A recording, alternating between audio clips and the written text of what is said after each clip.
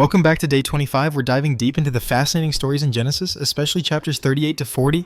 It's a lot to unpack with Judah, Tamar, Joseph, and some seriously complicated situations. Definitely. Genesis is filled with a lot of drama, isn't it? From Judah's actions in chapter 38 to Joseph's rise and fall in Egypt, we see a lot of family dynamics and moral lessons. Let's start with Judah and Tamar. It's one of those stories that's hard to forget, mainly because of the unexpected twists. Absolutely. Judah's relationship with Tamar is one of the more complex narratives. He asks Tamar to wait for Shelah to grow up after his two sons die. But Tamar, feeling abandoned, takes matters into her own hands, leading to a confrontation that's both shocking and thought-provoking. Yeah, it's a real moment of reckoning. Tamar's decision to disguise herself and confront Judah is so bold. Yet, in a way, she's doing what's right according to the customs of the time. What do you think about Judah's response when he realizes it was Tamar? It's fascinating. Judah at first wants to have her burned, but when she reveals his personal items, the signet, the cord, and the staff, he acknowledges that she was more righteous than he was. This moment seems to show a level of accountability on Judah's part. Right. It's a humbling moment for him. It's also interesting that despite the unconventional way Tamar acted, the outcome led to the birth of Perez and Zerah, who would become significant figures in the lineage of David and, ultimately, Jesus. So even in this messy situation, something great comes from it.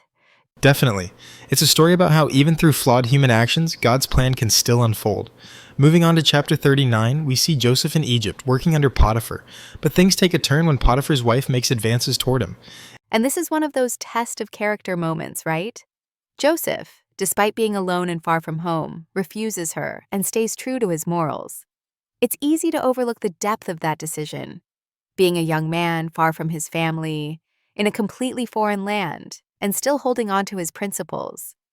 Yeah, Joseph's resistance shows his incredible integrity, and yet when Potiphar's wife accuses him of attempting to assault her, Joseph is thrown into prison. He seems to be paying the price for doing the right thing, which is an interesting theme in Genesis. Sometimes righteousness doesn't seem to lead to immediate rewards. That's true. But then the narrative twists again. Even in prison, Joseph's character shines through. The warden puts him in charge of all the prisoners, which makes me think Joseph was always a leader, even in the worst circumstances. Exactly. It's as if the Lord's blessing is with him no matter where he goes. And that brings us to chapter 40, with Joseph interpreting the dreams of Pharaoh's butler and baker. These dreams are so symbolic, and Joseph gives the interpretations with remarkable confidence, even while he's still in prison.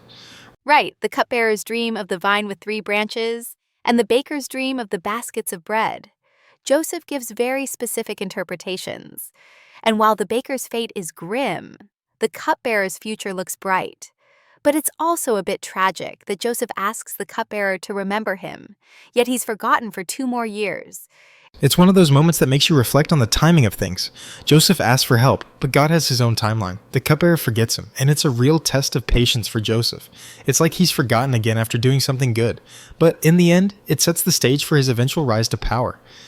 It's an interesting cycle, isn't it? Every time Joseph is wronged, his faith and his skills grow stronger. In some ways, his journey feels like a series of small tests, each preparing him for something bigger. Do you think Joseph's success is more about his actions or God's favor? That's a great question. I think it's both. Joseph's actions, his ability to interpret dreams, and his moral compass. Those qualities matter. But it's clear that God is behind it all, orchestrating events in a way that Joseph couldn't have predicted. His story is a mixture of personal choice and divine intervention. Yeah, it's not just about how smart or talented Joseph was. It's about how he stayed true to his principles no matter what. And even when everything around him seems to be going wrong, he doesn't give up. Right, and as you said, his leadership comes through no matter where he is. Even as a slave, then a prisoner, and eventually a ruler, Joseph's influence is undeniable. It speaks volumes about the power of persistence and faith. So true. And to wrap up, these chapters in Genesis really show how complicated life can get.